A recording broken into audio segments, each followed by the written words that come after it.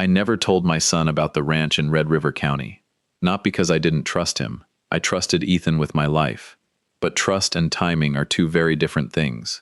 Some secrets are kept because they are selfish. Some are kept because someone you love begged you to protect them. And before my wife Eleanor passed away, she held my hand in that quiet hospital room and made me promise one thing.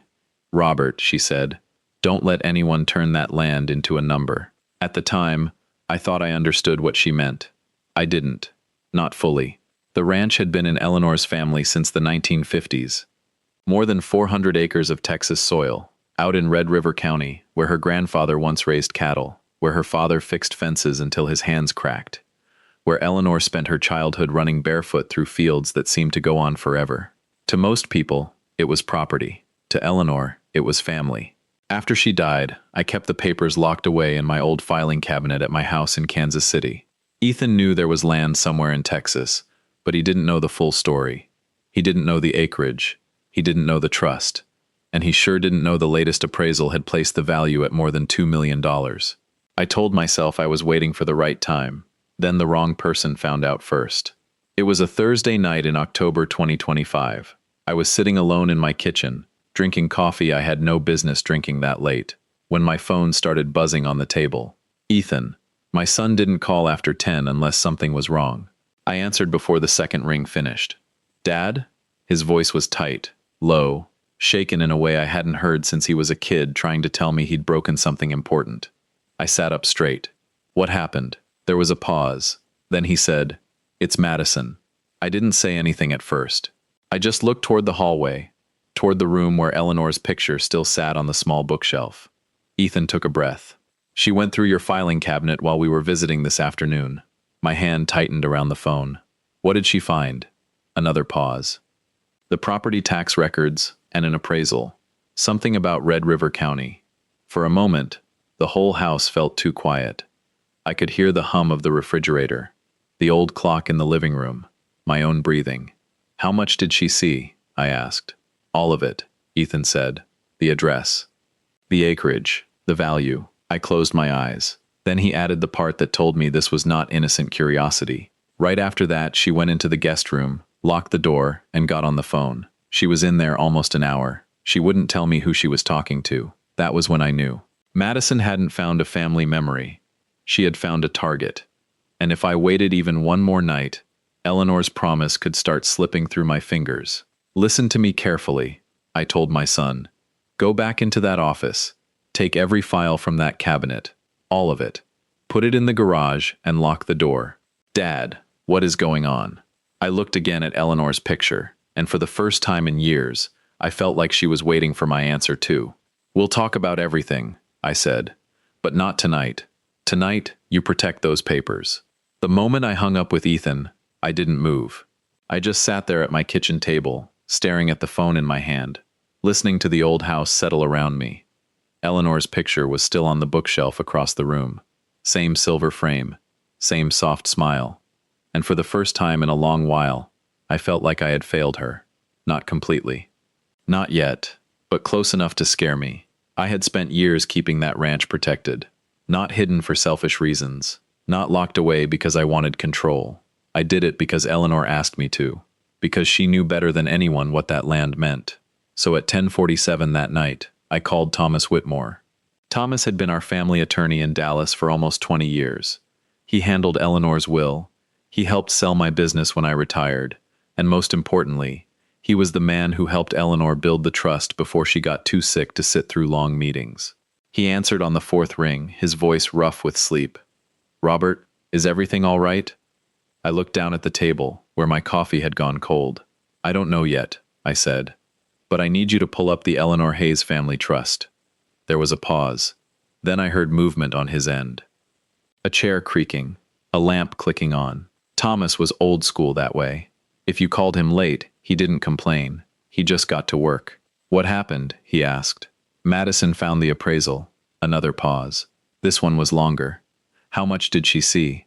"The address, the acreage, the value, maybe more." Thomas let out a slow breath. "All right," he said. "Then we need to be very clear about where things stand." He explained it again, even though I already knew most of it. The Red River Ranch was fully held inside the Eleanor Hayes family trust. I was the current trustee. Ethan was the sole beneficiary. But being a beneficiary did not mean he could wake up one morning and sell the land. He could not transfer it. He could not put Madison's name on it. Not without going through the trust terms. And Madison had no direct claim. Not as Ethan's wife. Not as someone living under the same roof. Not even if she had already started picturing that ranch as part of her future. Thomas said inherited property usually remains separate property, as long as it has not been mixed with marital assets. That was the key. No commingling, no shared payments. No trust funds used for Ethan's bills, rent, cars, vacations, or anything tied to the marriage. Have you ever used trust money for Ethan's personal expenses? Thomas asked. No, I said immediately, not once. Good. That one word gave me a little air, but not much, because Thomas wasn't finished. Madison's only real path, he said, would be getting Ethan to sign something he doesn't understand, or trying to argue that the trust has already been treated like marital property. I closed my eyes, and suddenly I could see it. Madison sitting behind that locked guest room door, phone pressed to her ear, voice low, calm, already asking questions, already looking for an opening. She called someone tonight, I said.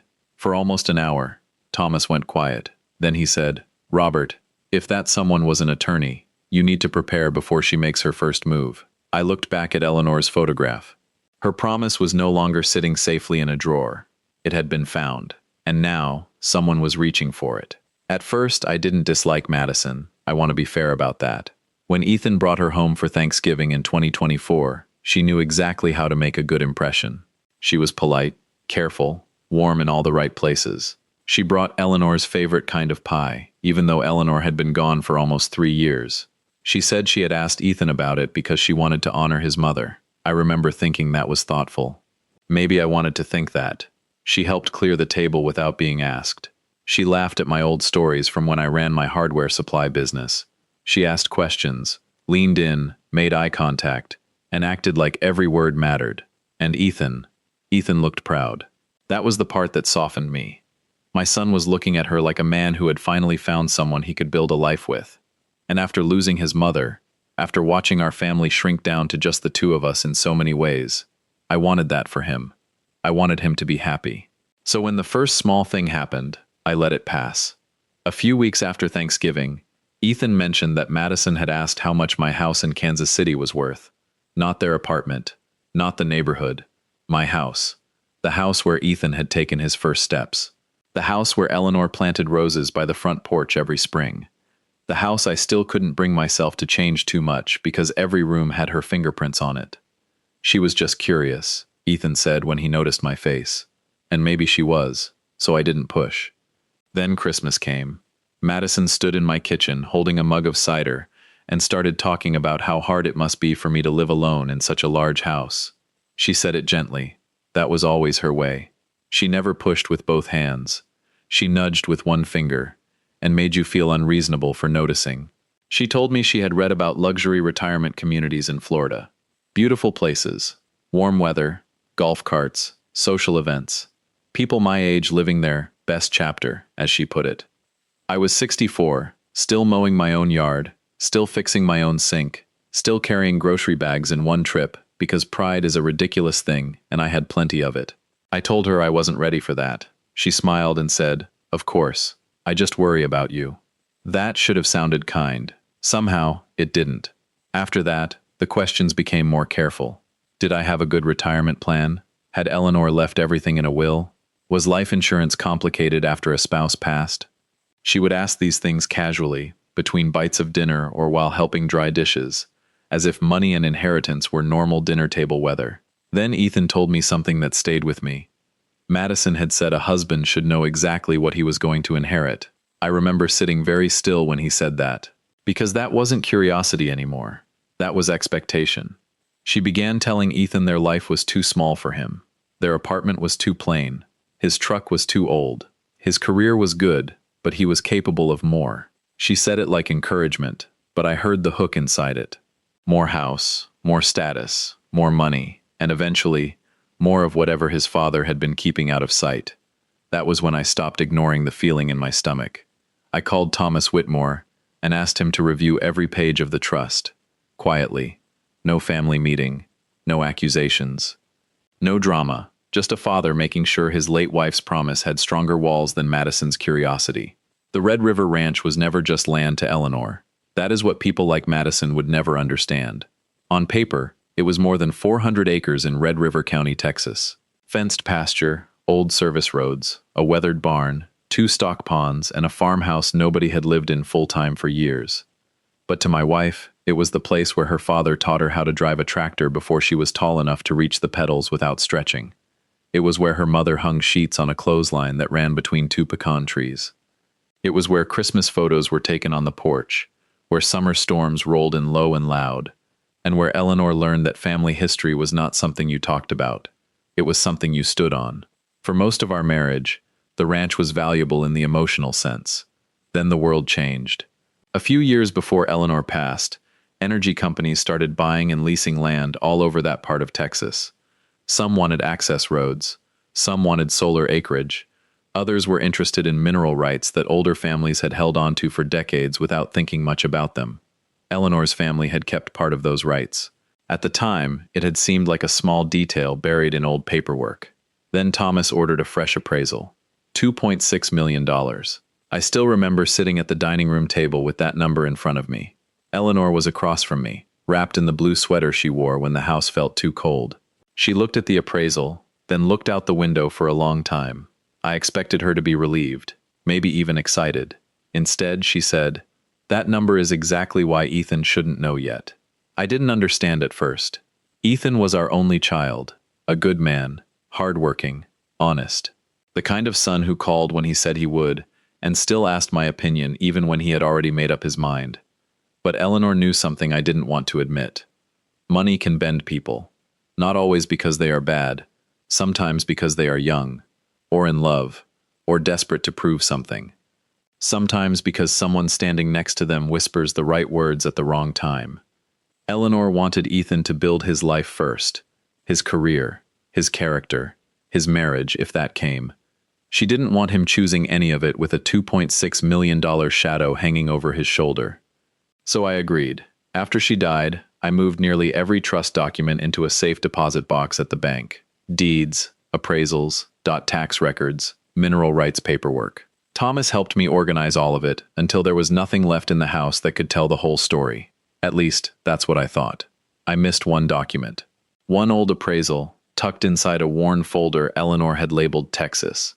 It was the kind of folder you could overlook 100 times because it looked harmless. Family photos on top, a few handwritten notes, a yellowed map folded into quarters, and underneath all of that, the number, the acreage, the address.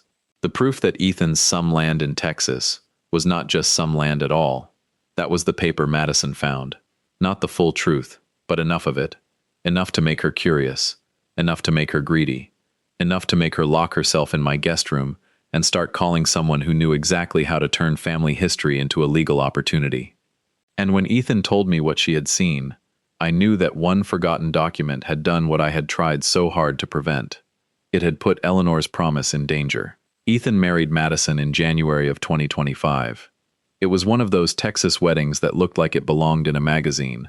A resort outside Dallas. White flowers everywhere. String lights over the courtyard.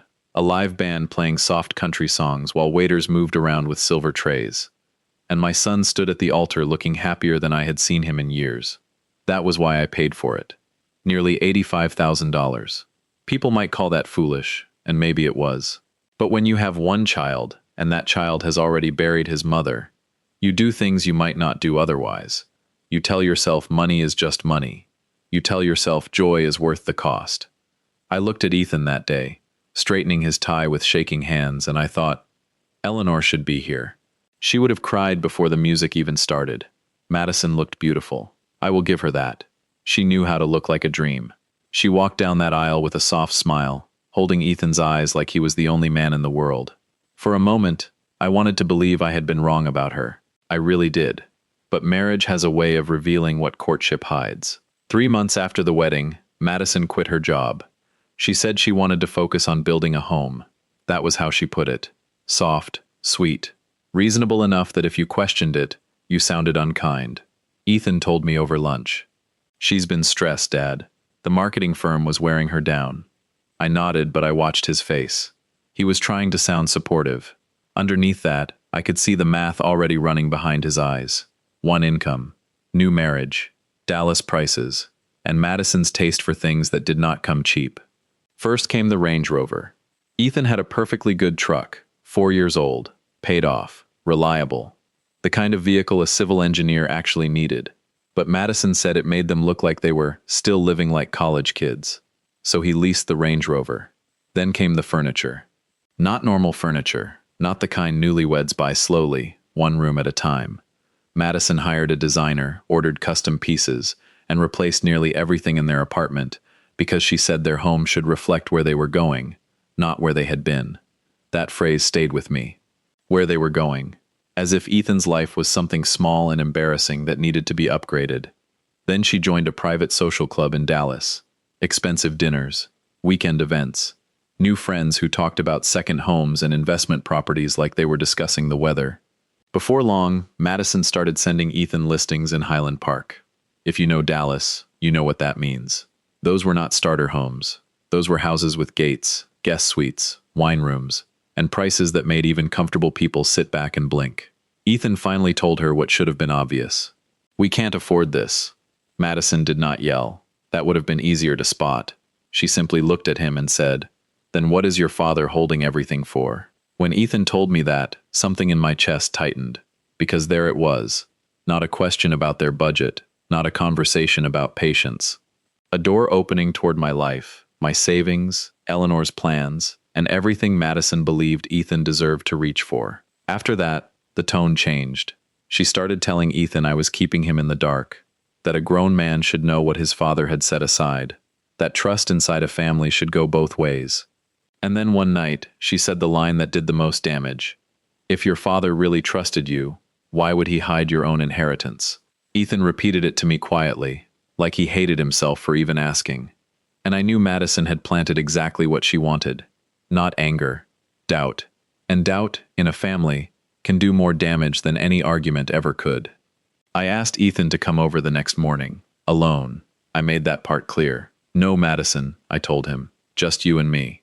He didn't argue, and that worried me more than if he had. My son had always been the kind of man who explained himself, defended people, tried to keep the peace until there was no peace left to keep. But that morning he only said, "Okay, Dad." He showed up just after 9. When I opened the door, I almost didn't recognize the look on his face. He was still my boy, of course. 33 years old, taller than me now, with his mother's eyes and my stubborn jaw. But he looked worn down, not tired from one bad night. Tired from months of carrying something he didn't know how to put down. I didn't ask too many questions at the door. I just stepped aside and let him in. The house was quiet. Morning light came through the kitchen windows, soft and gray. I had already made coffee, but neither of us touched it at first. On the kitchen table, I had laid out the documents. Not everything, but enough.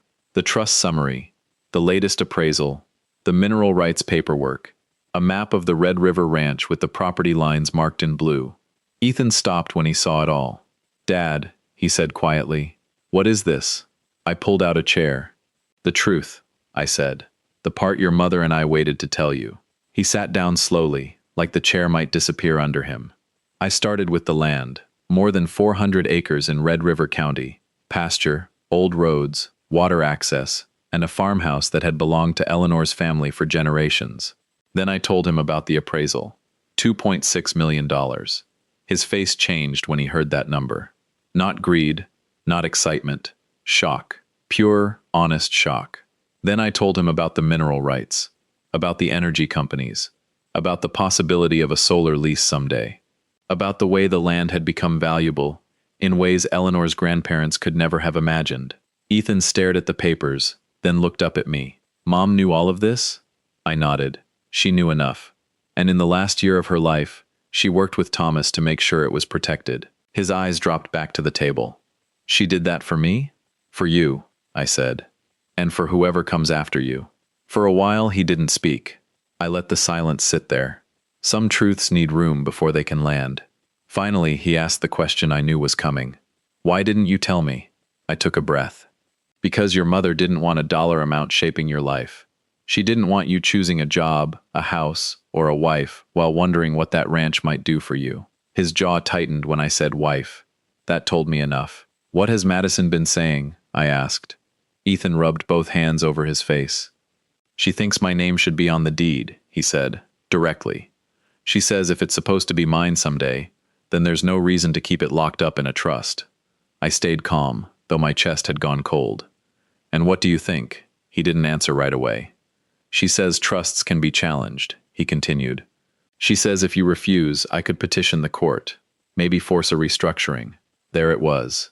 The road Madison wanted him to walk. A son against his father. A husband proving loyalty by breaking the last promise his mother ever asked me to keep. I looked straight at him. Ethan, I said, is that what you want?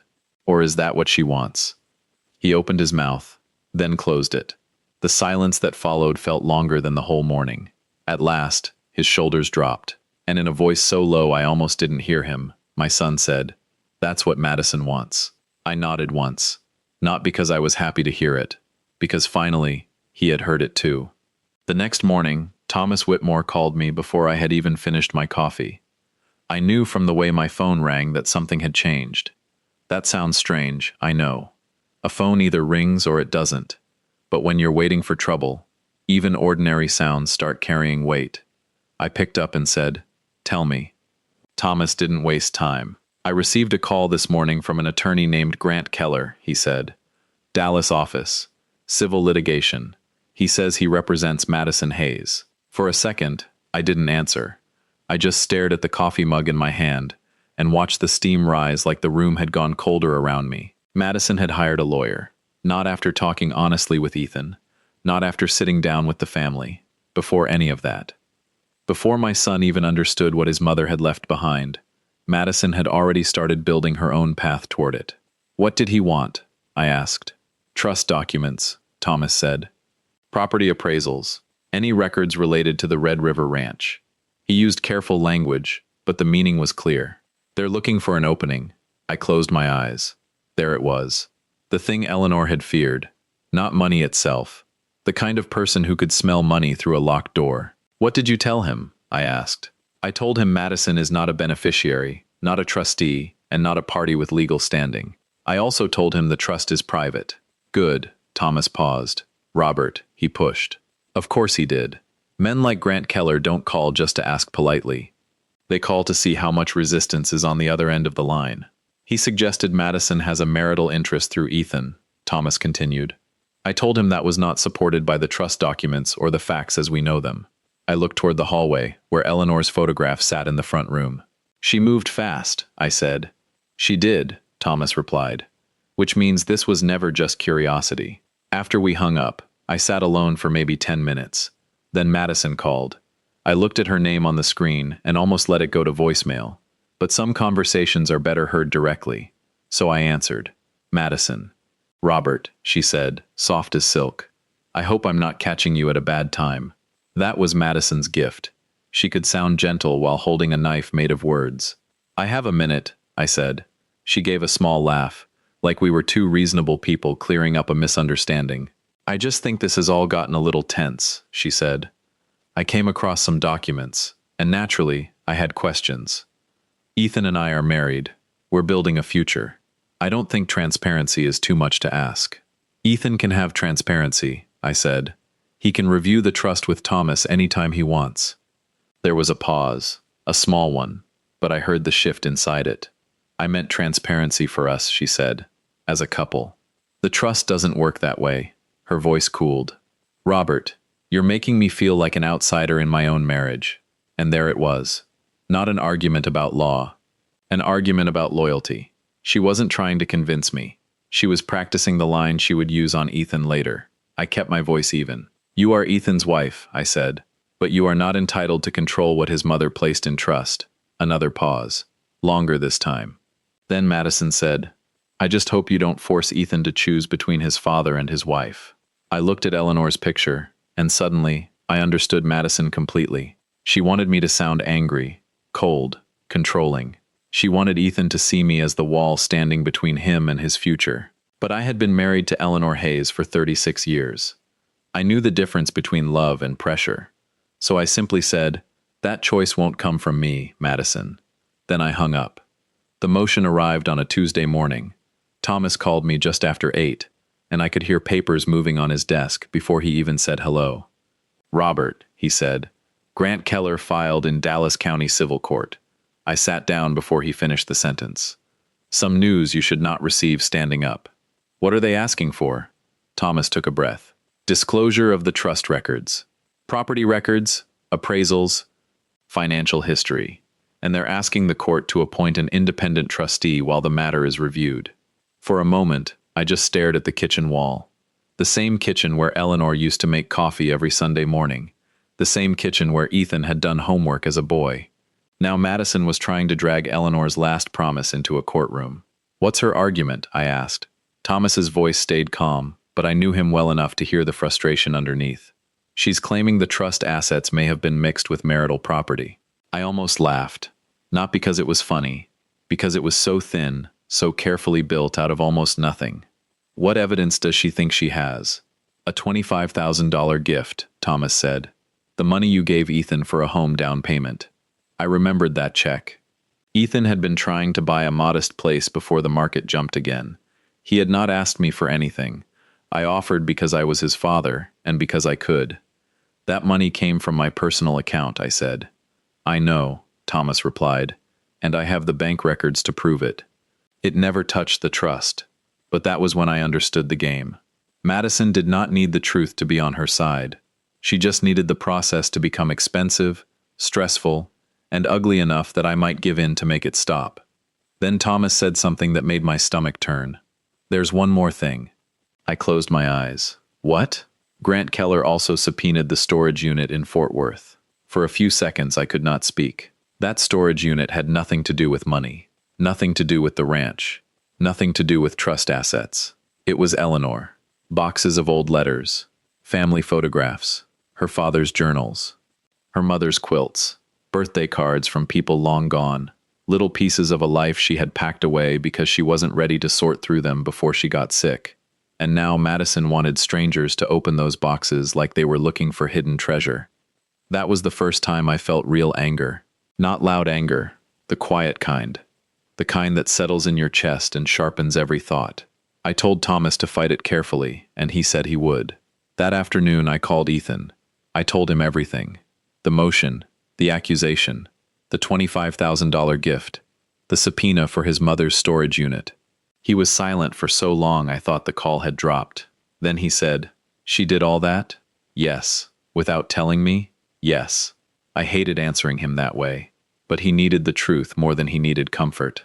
2 hours later, Ethan called me back. His voice was different, lower, shaken. "Dad," he said, "I found an email." I stood very still. "What email?" "Madison sent it to Grant Keller the night she found the papers." I heard him swallow. "She wrote that I could be persuaded if enough emotional pressure was applied." The words sat between us like broken glass. For a long moment, neither of us spoke. Then Ethan said, almost to himself, "She wasn't just going after the money. No, she wasn't.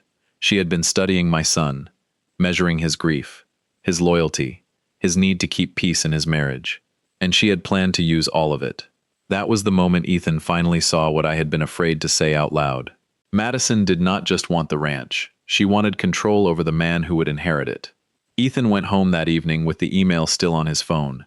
He told me later that he sat in his car outside the Dallas apartment for almost 20 minutes before he went inside. Not because he was afraid of Madison, because once he opened that door, he knew the marriage he thought he had might be gone for good.